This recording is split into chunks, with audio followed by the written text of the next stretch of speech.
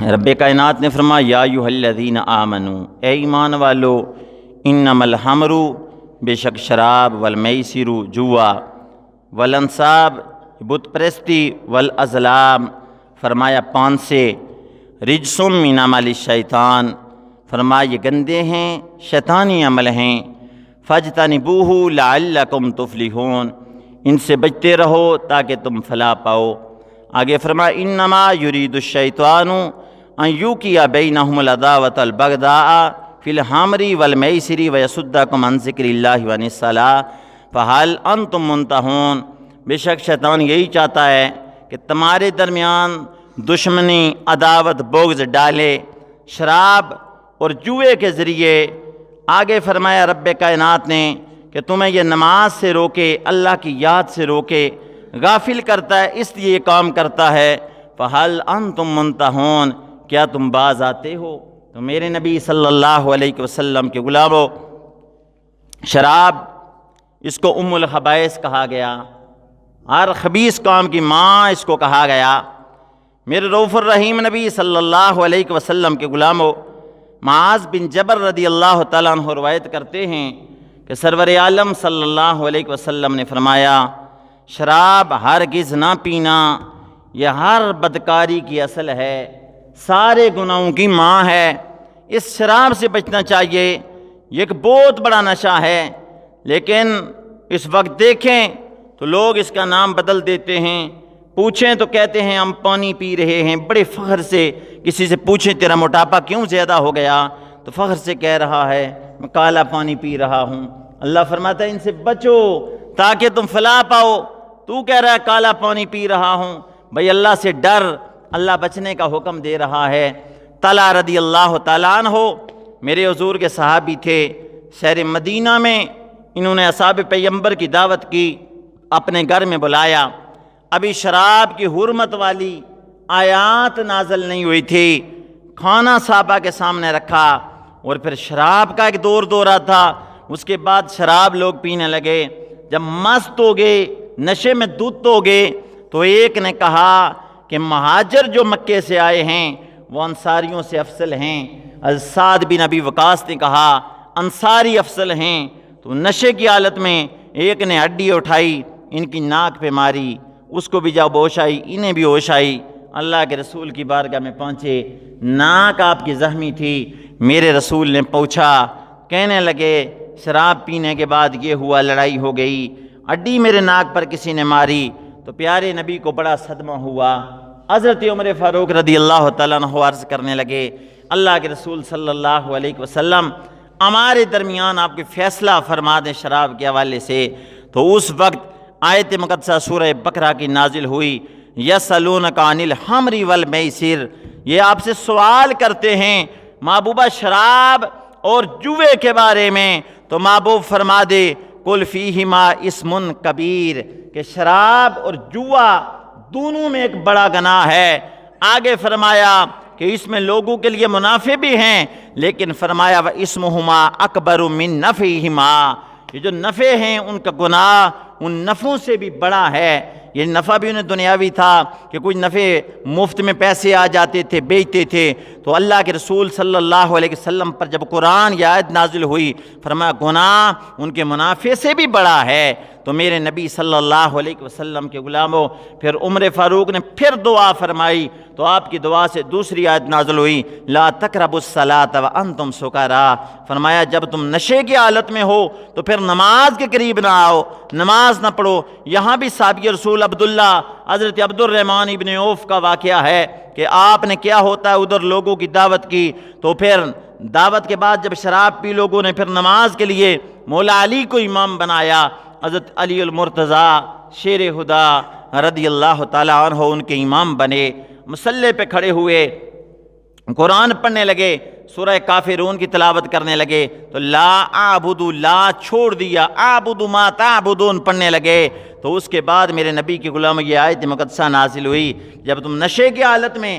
مست ہو پھر نماز کے قریب نہ جاؤ۔ ابھی بھی صراحتاً اس کو حرام نہیں قرار دیا گیا تھا، پھر یہ آیت مقدسہ نازل ہوئی، یا ایھا الذین آمنوا انما الخمر والمیسر والانصاب والازلام رجس من عمل الشیطان، کہ شراب، یہ جوا، بت پرستی، یہ پان سے فرمایا گندے ہیں اور جناب والا شیطانی عمل ہیں۔ پھر یہ آیت مقدسہ نازل ہوئی تو میرے رؤوف الرحیم نبی صلی اللہ علیہ وسلم کے غلاموں، کہ انس بن مالک رضی اللہ تعالیٰ عنہ روایت کرتے ہیں، حضور سرور عالم صلی اللہ علیہ وسلم نے شراب کے حوالے سے فرمایا 10 لوگوں پر لعنت فرمائی ہے، 10 لوگوں پر لعنت فرمائی ہے۔ فرمایا شراب بنانے والا، بنوانے والا،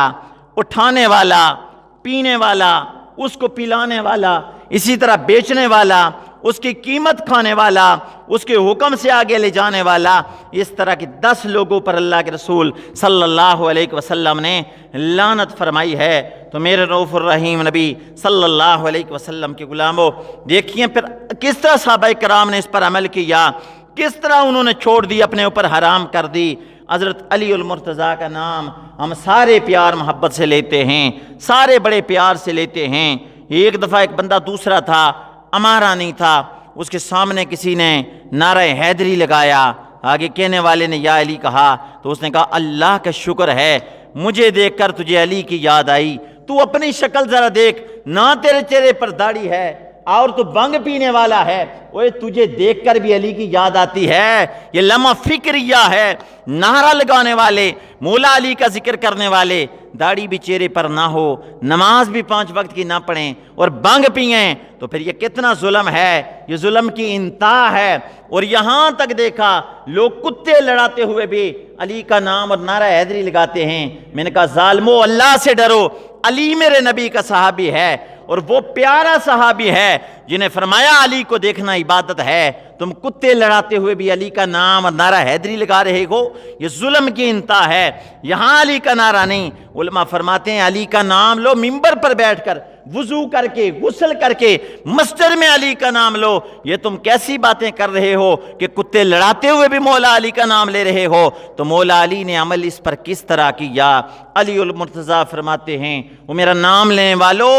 دنیا والو سنو کہ کنواں ہو، کنویں میں شراب کا قطرہ گر جائے، پھر کنواں مٹی سے بھر جائے، اس کے اوپر گھاس پیدا ہو، فرمایا گھاس پیدا ہو، گائے کھا لے، اس گائے کا کوئی دودھ نکالے، علی وہ دودھ نہیں پیے گا، کیونکہ اس کنویں میں شراب کا قطرہ گر گیا تھا، اب تو مٹی سے بھر گیا، پھر گھاس پیدا ہوئی، فرمایا جو گائے کھائے میں اس کا دودھ نہیں پیوں گا، فرمایا اگر اس کو ذبح کیا جائے علی اس کا گوشت نہیں کھائے گا۔ اتنے آپ نے شراب سے پھر نفرت کے دور ہو گئے کہ آپ نے فرمایا اس پر اگر کوئی گندم ہو تو وہ روٹی تیار کی جائے، علی وہ روٹی بھی نہیں کھائے گا۔ اتنی شراب سے علی المرتضیٰ نے نفرت کی ہے۔ میرے نبی صلی اللہ علیہ وسلم کے غلاموں، صحابہ کا کتنا اس پر پختہ عمل تھا۔ اور میں ایک عقائد پڑھ رہا تھا، فضیل بن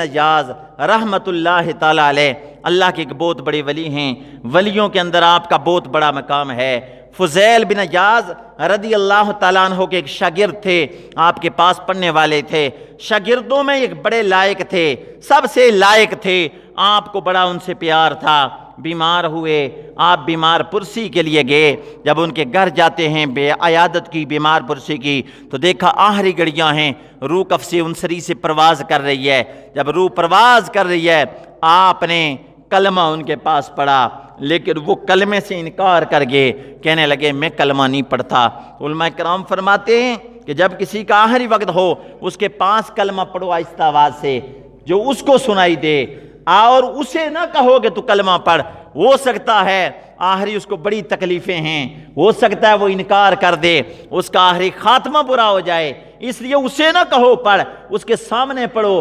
تاکہ اس کی زبان پر جاری ہو جائے، وہ پڑھ لے۔ وہ مولانا اختر رضا بریلی میرے امام احمد رضا کے پڑپوتے تھے، آپ کے پاس جو مرید جاتا تھا نا، کہتا تھا حضرت صاحب کو وظیفہ دیں، تو ہر وظیفہ لینے والے کی خواہش ہوتی ہے کوئی وظیفہ ایسا ہو میرے کام سارے ہو جائیں، جو چاہوں وہ ہوتے جائیں۔ تو آپ نے وظیفہ کیا دیا؟ فرمایا کلمہ پڑھا کر لا الہ الا اللہ محمد الرسول اللہ۔ وہ کہنے لگا بڑا آسان وظیفہ بتایا، کہنے لگا کتنی مرتبہ حضرت صاحب پڑھوں؟ فرمایا اتنا پڑھ اتنا پڑھ کہ جب دنیا سے جائے تجھے کوئی یاد نہ کروائے کہ کلمہ پڑھ، تیرے پاس نہ پڑھے تو جو کہے وہ کلمہ بن جائے، تیرا آخری وقت خاتمہ بالخیر ہو جائے۔ تو میرے نبی صلی اللہ علیہ وسلم کے غلاموں، یہ وظیفہ بڑا پیارا ہے، اللہ کا ذکر بندہ کرتا رہے، اس طرح ذکر کرتا رہے کہ لوگ اس کو مجنوں کہیں، اس کو دیوانہ کہیں، اس کو پاگل کہیں۔ تو میرے پاک پیغمبر صلی اللہ علیہ وسلم کے غلاموں،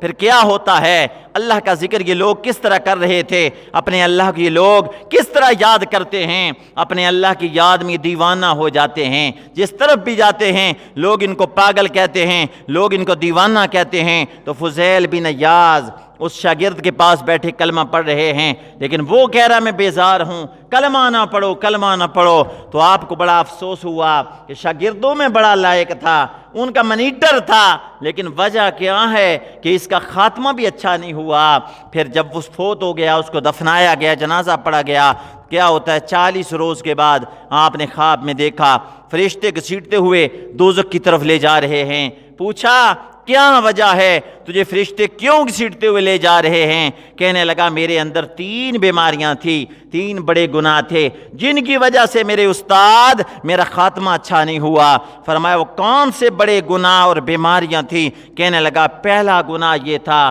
کہ میں چغل خور تھا، چغلی کیا کرتا تھا، اس چغلی کی سزا یہ ہے کہ میرا خاتمہ بالخیر نہیں ہوا۔ پتہ چل گیا چغلی ایک بڑی بیماری ہے، آخری بندے کا خاتمہ اچھا نہیں ہوتا، اس کی زبان پر کلمہ جاری نہیں ہوتا۔ تو پھر فرمایا دوسرا ایک بڑا عیب ہے، وہ یہ ہے کہ میں باقی شاگردوں سے حسد کیا کرتا تھا، مجھے ان پر حسد ہوتا تھا کہ لائق کیوں ہیں، یہ کیوں سبق سنا دیتے ہیں اچھے انداز سے، میں حسد کیا کرتا، بغض حسد کی بیماری تھی۔ اور تیسرا گناہ یہ بیان کیا کہ ایک طبیب کے کہنے پر سال میں 1 مرتبہ شراب کا گھونٹ پی لیا کرتا تھا، 1 گھونٹ پی لیا کرتا تھا۔ ان 3 گناہوں کی وجہ سے مجھے آخری وقت کلمہ نصیب نہیں ہوا۔ یہ بڑے گناہ ایسے ہیں۔ حضرت عبداللہ ابن مسعود میرے پیارے آقا کے پیارے صحابی ہیں، بڑی شان والے صحابی ہیں۔ ایک دفعہ کھجور کے درخت پہ چڑھے، آپ کی پنڈلیاں بڑی پتلی تھی، کمزور تھی۔ صحابہ کرام نے آپ کی پنڈلیاں جب دیکھی مسکرانے لگے، کہنے لگے پتلی پنڈلیوں والا۔ تو میرے آقا نے فرمایا اس کی پنڈلیاں اود پہاڑ سے بھی قیمتی ہیں، اس کے برابر کوئی سونا خیرات کرے تو اس کی پنڈلیوں کا مقابلہ کوئی نہیں ہے۔ علم میں اتنے آگے تھے تو وہ کہتے ہیں کہ مجھے سولی پہ چڑھا دو، اور شرابی جو بندہ ہے اس کو دفن کرنے کے بعد پھر قبر کھودو، اور اگر اس کا منہ قبلے سے پھر نہ جائے تو مجھے فوراً سولی دے دینا۔ اتنا آپ گارنٹی دیا کرتے تھے۔ شرابی بندہ جو ہے اس کا منہ قبلے سے پھر جاتا ہے، قبلے کی طرف نہیں ہو سکتا، یہ شرابی کو سزا ہے۔ تو میرے رؤوف الرحیم نبی صلی اللہ علیہ وسلم کے غلاموں، یہ شراب ایک بہت بڑی بیماری ہے۔ اسی کے ضمن میں علماء کرام فرماتے ہیں یہ جس کو اپنی زبان میں چرس کہتے ہیں، اسی طرح بانگ کہتے ہیں، اسی طرح جناب افیون کہتے ہیں، یہ جو ایسے ایسے نشے ہیں لوگ کہتے ہیں ان کی اصل نہیں ہے۔ پچھلے عرصے میں ایک بندہ کہنے لگا جی اس کو قرآن و حدیث میں حرام نہیں قرار دیا گیا، اس سے منع نہیں کیا گیا، اور جامعہ ترمذی کی حدیث ہے، میرے آقا نے فرمایا کل مسکرین حرام، ہر نشاور شے حرام ہے۔ علماء فرماتے ہیں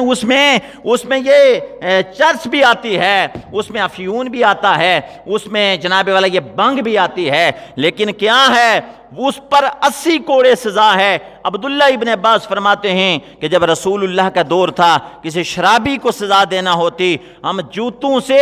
اور جناب والا ڈنڈوں سے اس کو پیٹا کرتے تھے، مارا کرتے تھے۔ پھر ابو بکر صدیق رضی اللہ تعالیٰ عنہ کا دور آیا، پھر 40 کوڑے سزا مقرر کی گئی۔ پھر مولا عمر فاروق کا آیا تو مولا علی نے مشورہ دیا کہ عمر فاروق اب 40 نہیں 80 کوڑے مارے جائیں، کیونکہ شرابی جب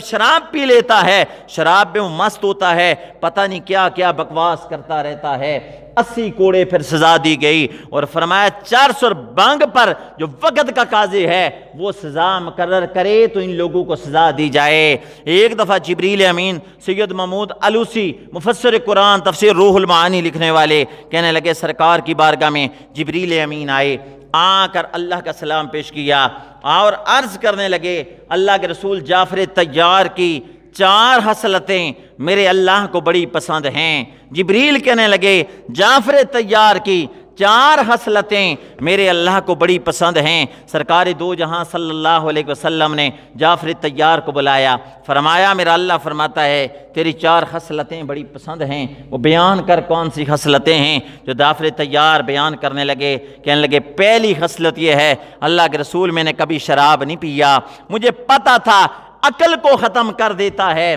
اس کی وجہ سے عقل ختم ہو جاتی ہے۔ اور پھر کہنے لگے بت کو سجدہ نہیں کیا اس لیے کہ یہ پتھر ہے، نفع نقصان نہیں دے سکتا، پتھر کو سجدہ نہیں کیا۔ تیسرا کہنے لگے زنا نہیں کیا، اور چوتھی چیز کہنے لگے اللہ کے رسول کبھی بھی جھوٹ نہیں بولا۔ تو فرمایا یہ تیری 4 خصلتیں میرے اللہ کو بڑی پسند ہیں، اس لیے اللہ نے اب جبریل کو بھیجا کہ میرے محبوب سے فرما دیں ان کے یہ 4 عمل اللہ کو بڑے پسند ہیں، بڑے پیارے ہیں۔ تو میرے رؤوف الرحیم نبی صلی اللہ علیہ وسلم کے غلاموں، کتنے دیکھیے جوان ایسے ہیں جب ان مرضوں میں مبتلا ہوتے ہیں، شراب استعمال کرتے ہیں، 4 سر بنگ استعمال کرتے ہیں، تو پھر ان کی شکل پھر دیکھنے کے قابل ہوتی ہے، کیسی شکل ہو جاتی ہے، کتنے بیمار ہو جاتے ہیں۔ اور جناب والا پھر جوا، یہ ایسی بیماریاں کہ دیکھا پنجاب کے اندر کتنے لوگ ہیں جب جوا کھیلتے ہیں پھر اپنے گھر کی اشیاء فروخت کرتے ہیں، مکان بیچ دیتے ہیں۔ حتیٰ کہ پوری گارنٹی سے کہتا ہوں ایک بندہ ایسا بھی دیکھا جس نے اپنی بچی بھی جوا کھیلتے ہوئے فروخت کر دی، جب وہ گیم ہار گیا اپنی بچی دوسرے کو دے دی۔ یہ ایسی بیماریاں ہیں، اللہ رسول نے ان سے بچنے کا حکم دیا۔ بنی اسرائیل کے اندر ایک بندہ تھا، بڑا عبادت گزار تھا، اپنے رب کو یاد کیا کرتا تھا، بڑا عبادت گزار تھا، دور دراز تک اس کی عبادت کے چرچے تھے، لوگ آتے اپنی امانتیں اس کے پاس رکھ کر جایا کرتے تھے کہ یہ اللہ سے ڈرنے والا ہے۔ تو میرے رؤوف الرحیم نبی کے غلاموں، اسی علاقے کے اندر ایک عورت تھی جو اس عابد پر شیدا ہو گئی۔ جب شیدا ہو جاتی ہے بڑا مکر چکر چلایا، جب قابو نہ آیا ایک دن اپنی نوکرانی کو بھیجا، نوکرانی سے کہنے لگی جا کر اللہ کے اس ولی کو بلا لیا، اس عابد کو بلا لیا، اس سے گواہی لینی ہے۔ اس عابد کے در دولت پر جب وہ نوکرانی پہنچی، عابد اس کے پاس آ گئے، جب اس کے گھر میں 5 دروازے اس نے بند کر دیے، بند کرنے کے بعد کہنے لگی میں نے تجھے بہانے سے بلایا ہے، اس لیے بلایا ہے تجھ سے گواہی نہیں لینی، تیرے سامنے 2 چیزیں ہیں، یہ شراب بھی ہے یہ لڑکا بھی ہے، یا لڑکے کو قتل کر یا شراب استعمال کر لے۔ وہ انکار کرنے لگا، کہنے لگا ساری زندگی ہو گئی اللہ کو یاد کرتے ہوئے، مالک کے سامنے سجدے کرتے ہوئے، کیونکہ دنیا دار عمل ہے، یہ دار جزا نہیں ہے، اور مرنے کے بعد اللہ کی بارگاہ میں حساب دینا پڑے گا۔ عارف کھڑی روم یہ کشمیر نے فرمایا، آپ فرماتے ہیں کھٹ لے بندیا وہ جو کچھ کھٹ نائی، سودا اس بازاروں روز معاشر جنت ملے سی، اللہ دے دربارو۔